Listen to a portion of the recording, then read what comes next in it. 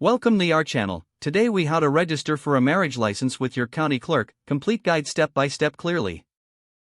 To register for a marriage license with your county clerk, begin by checking the specific requirements for your county. Visit your county clerk's official website to gather important information. Look for details regarding identification requirements, fees, and the application process. Next, prepare the necessary documents to bring with you. Commonly required documents include a photo ID, proof of residency, and any previous marriage decrees if applicable. Once you have your documents ready, locate the nearest county clerk's office.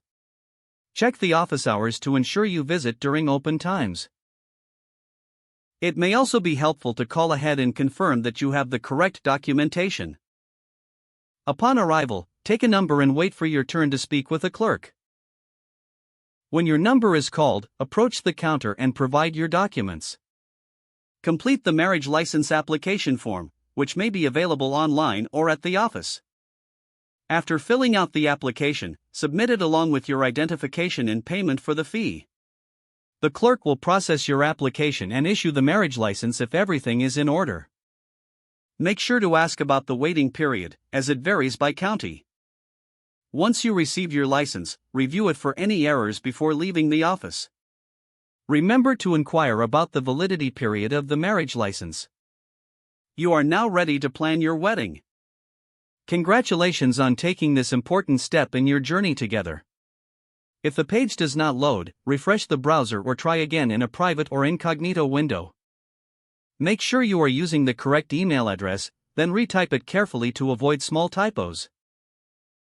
If your password is not accepted, use the reset option and create a new strong password you can remember.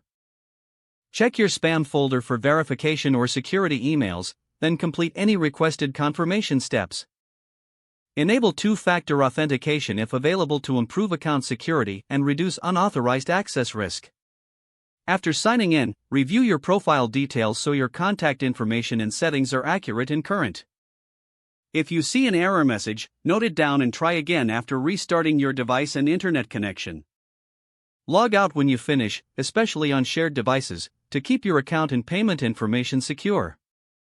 If the page does not load, refresh the browser or try again in a private or incognito window. Make sure you are using the correct email address, then retype it carefully to avoid small typos. Don't forget to like this video and subscribe to our channel for more step-by-step tech guides.